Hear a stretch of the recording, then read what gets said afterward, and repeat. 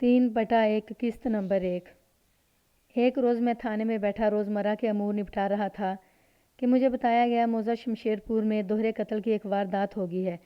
शमशेरपुर एक छोटा सा गांव था और मेरे थाने की हदूद में आता था। अगरचे वो थाने से 4 मील के फासले पर था। उन दिनों थानों की तादाद इतनी ज़्यादा नहीं हुआ करती थी जितनी कि आज कल है, और थानों के अंदर मौजूद नफरी का भी आजकल की नफरी से कोई मुकाबला नहीं था। अगर मुकाबला नागुज़ेर भी ठहरे तो यही कहना मुनासिब होगा कि यह मुकाबला हाथी और चूहे के माबैन है। मैंने इतला कुनिंदा को फ़ौरन अपने पास बुला लिया। उस शख्स का नाम बशीर लोहार था और वो मौजा शमशेरपुर ही का रहने वाला था। वो आम सी शक्लो सूरत और मुतनासिब बदन का मालिक था। उसने छोटी सी दाढ़ी भी रखी हुई थी। उम्र यही कोई 45 साल के करीब रही होगी।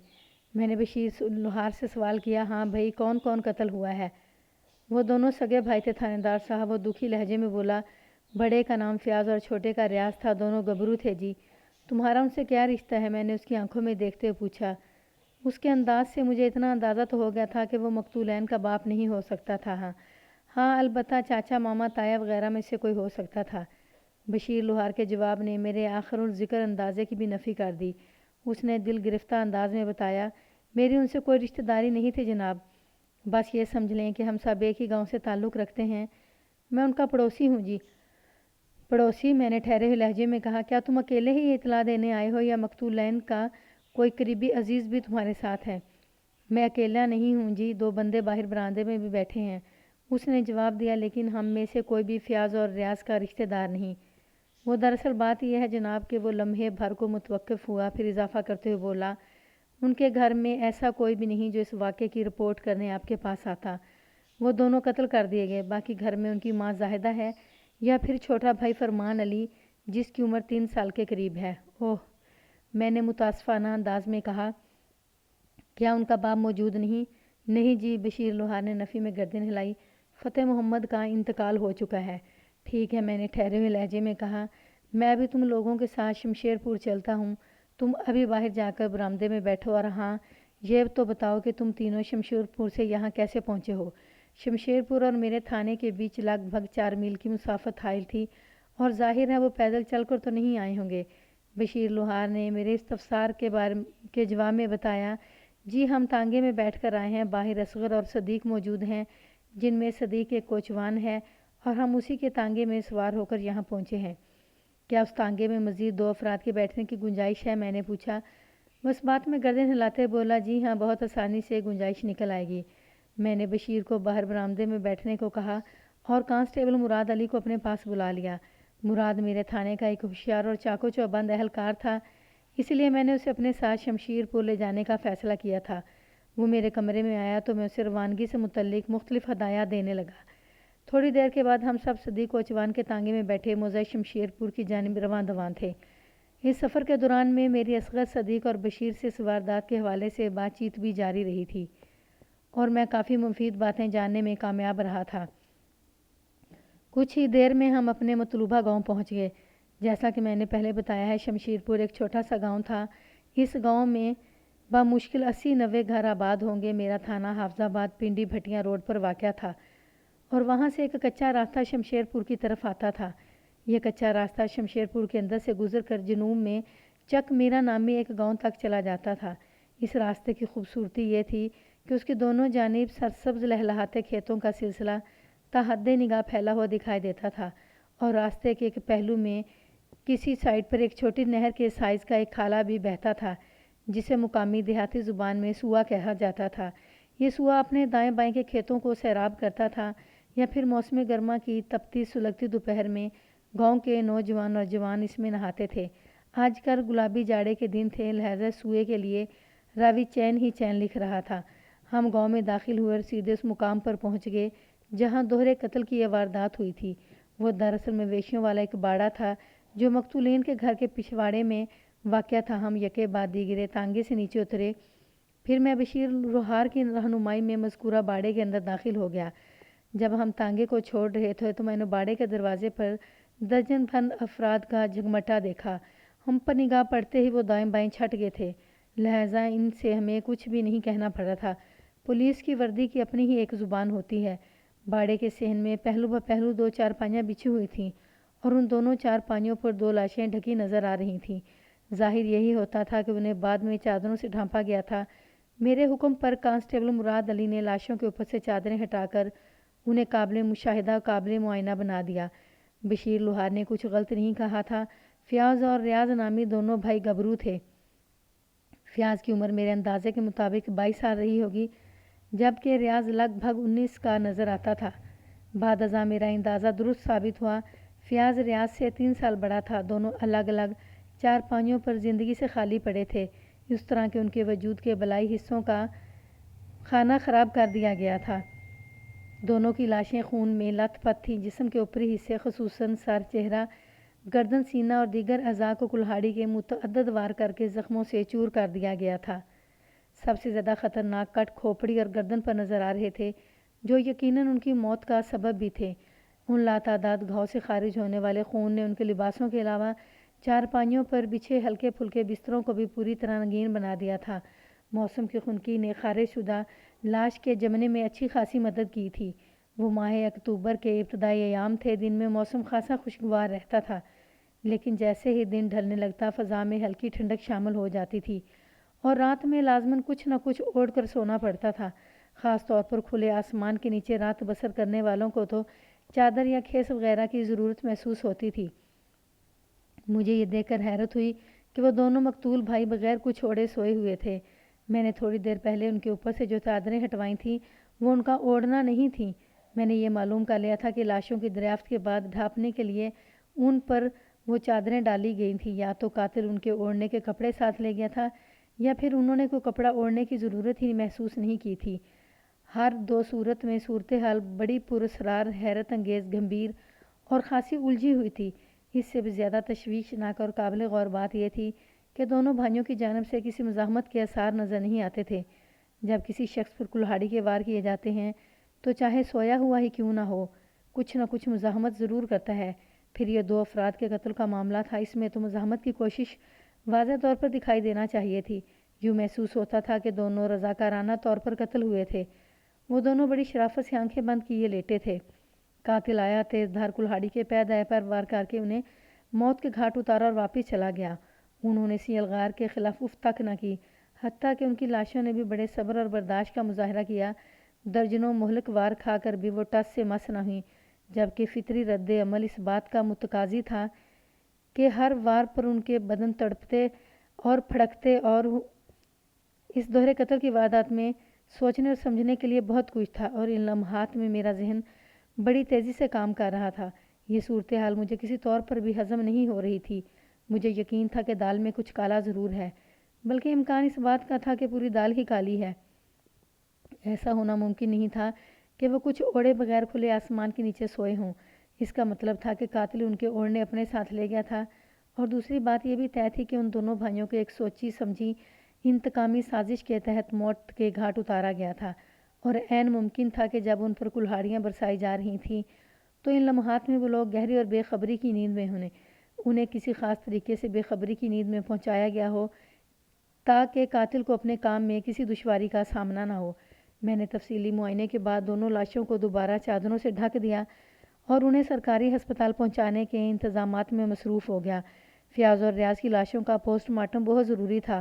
پوسٹ مارٹم کی رپورٹ میرے خدشات کی تسکین کر سکتی تھی۔ مجھے امید تھی یہ تسکین تصدیق کی حامل ہوگی۔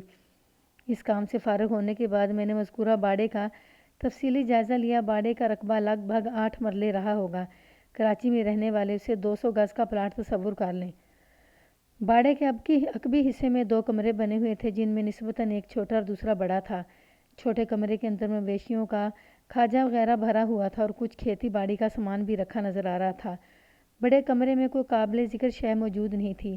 اس کی حالت سے اندازہ ہوتا تھا کہ بوقت ضرورت وہاں مویشیوں کو پارک کیا جاتا تھا۔ دونوں کمروں کے ٹیکنیکل معائنے کے بعد میں کشادہ صحن میں نکل آیا، جس کی ایک دیوار کے ساتھ 4 مویشی موجود تھے۔ ان میں 2 بیل اور 2 بھینسیں تھیں۔ ایک بھینس کالی اور دوسری بھوری تھی۔ یہ چاروں بے زبان جانور اپنی کنڈلیوں پر بندھے خاصے افسردہ دکھائی دیتے تھے۔ صحن کے دوسرے کونے میں 2 بکریاں اور ایک بکرا بھی بندھا ہوا نظر آیا۔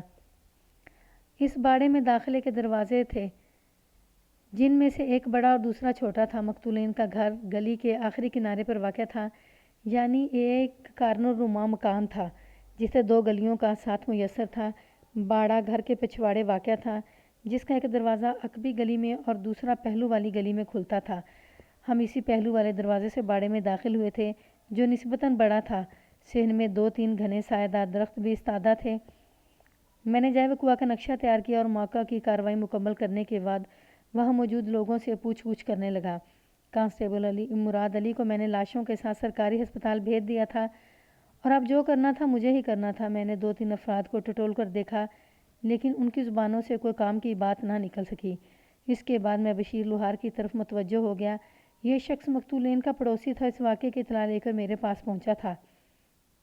میں نے اسے پوچھا، بشیر، تمہارے خیال میں اس واردات کا ذمہ دار کون ہو سکتا ہے؟ جناب، میں اس بارے میں کچھ نہیں کہہ سکتا۔ تم ان کے پڑوسی ہو، میں نے اس کی آنکھوں میں دیکھتے ہوئے کہا۔ تمہیں اتنا بے خبر تو نہیں ہونا چاہیے۔ آپ غلط نہیں کہہ رہے تھاندار صاحب، وہ تائیدی انداز میں بولا۔ میں ان کا پڑوسی ہوں اور ان کے حالات کے بارے میں بہت کچھ جانتا ہوں، لیکن قتل کی اس واردات کے حوالے سے مجھے کچھ پتہ نہیں۔ آپ یقین کریں، میں بالکل آپ سے سچ بات کہہ رہا ہوں۔ ٹھیک ہے، میں نے فی الحال تمہاری بات کا یقین کر لیا، میں نے ٹھہرے ہوئے لہجے میں کہا۔ اب یہ بتاؤ، اس واردات کا سب سے پہلا شاہد کون تھا؟ اس نے الجھن زدہ نظروں سے مجھے دیکھا۔ میری بات کا آخری حصہ شاید اس کے پلے نہیں پڑا تھا۔ میں نے فوراً وضاحت کرتے ہوئے کہا، میں یہ پوچھ رہا ہوں کہ ان دونوں بھائیوں کی لاشوں کو سب سے پہلے کس نے دیکھا تھا؟ منظور موچی نے، اس نے مضبوط لہجے میں جواب دیا۔ منظور بازو والی گلی سے گزر رہا تھا کہ باڑے کے کھلے ہوئے دروازے میں سے اس کی نظر اندر صحن میں چلی گئی، جہاں بچھی ہوئی چارپائیوں پر یہ دونوں بھائی خون میں لت پت پڑے تھے۔ اس نے تھوڑا توقف کر کے ایک جھرجھری لی، پھر اپنی بات کو آگے بڑھاتے ہوئے بولا، میری دکان گھر کے اندر ہی سامنے والے حصے میں ہے اور سارا گاؤں جانتا ہے کہ میں صبح سویرے اپنی دکان پر بیٹھ کر کام شروع کر دیتا ہوں۔ میرا اور مقتولین کا گھر ایک دوسرے سے جڑا ہوا ہے اور میری دکان کے دروازے اور ان کے گھر کے دروازے میں چند فٹ کا ہی فاصلہ ہے۔ ان کے گھر میں داخل ہونے والا ہر شخص میری نظر میں رہتا ہے۔ منظور موچی نے باڑے والے خونی منظر دیکھ کر مقتولین کے گھر کی طرف دوڑ لگائی تھی، اور اس سے پہلے کہ وہ گھر کا دروازہ کھٹکھٹاتا میری اس پر نگاہ پڑ گئی۔ میں نے اسے بڑی پریشانی کے عالم میں دیکھا۔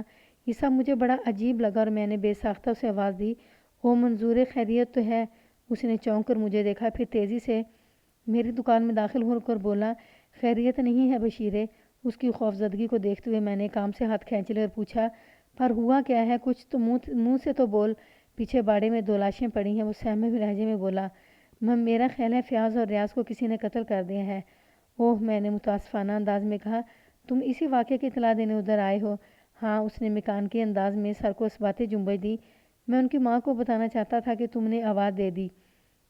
میں دکان سے فوراً باہر آ گیا۔ جس دوران میں منظور مقتولین کے دروازے پر دستک دے رہا تھا، میں نے باڑے میں جا کر اس کی فراہم کردہ اطلاع کی تصدیق اپنی آنکھوں سے کر لی۔ فیاض اور ریاض کی خون آلود لاشیں بے حس و حرکت پڑی ہوئی تھیں۔ اس نے ایک مرتبہ پھر لمحاتی توقف کیا، کہ گہری سانس لی اور اپنی بات مکمل کرتے ہوئے بتانے لگا، تھانے دار صاحب، اس دوہرے قتل کا لرزہ خیز منظر دیکھ کر میں واپس آیا تو منظورہ دروازے پر کھڑا زاہدہ کو اس واقعے کے بارے میں بتا رہا تھا۔ اس کے بعد تو گویا ایک کوہرام مچ گیا۔ زاہدہ اپنا دوپٹہ سنبھالتے ہوئے ہم دونوں کے ساتھ باڑے میں پہنچی اور اپنی آنکھوں سے فیاض اور ریاض کی کٹی پھٹی خون آلود لاشیں دیکھیں۔ اس منظر نے اسے بے قابو کر دیا، وہ دھاڑے مار کر رونے لگی۔ وہ اتنا بتانے کے بعد رکا، گہری نظروں سے مجھے دیکھا اور ٹھہرے ہوئے لہجے میں بولا، جناب، پھر تو اس واقعے کی خبر پورے شمشیر پور میں پھیل گئی۔ فوری طور پر فیصلہ کیا گیا کہ سب سے پہلے تھانے میں اطلاع دینا چاہیے۔ چنانچہ میں نے صدیق کوچوان کو تیار کیا اور ہم اصغر کے ساتھ آپ کے پاس پہنچ گئے۔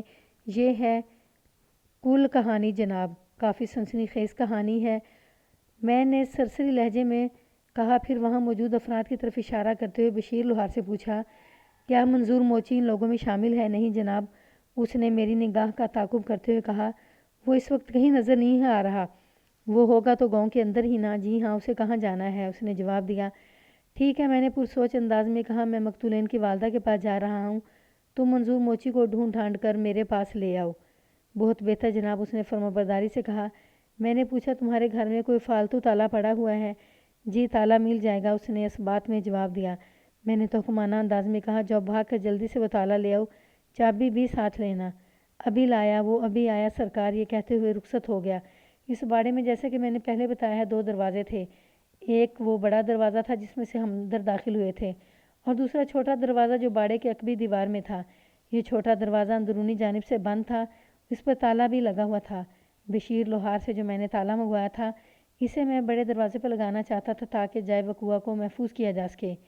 یہ کچھ اس نوعیت کی واردات تھی کہ عین ممکن تھا قاتل تک رسائی حاصل کرنے کے لیے مجھے باقاعدہ کھرا اٹھوانا پڑتا، اور اس کام کا نقطہ آغاز یہی باڑا تھا۔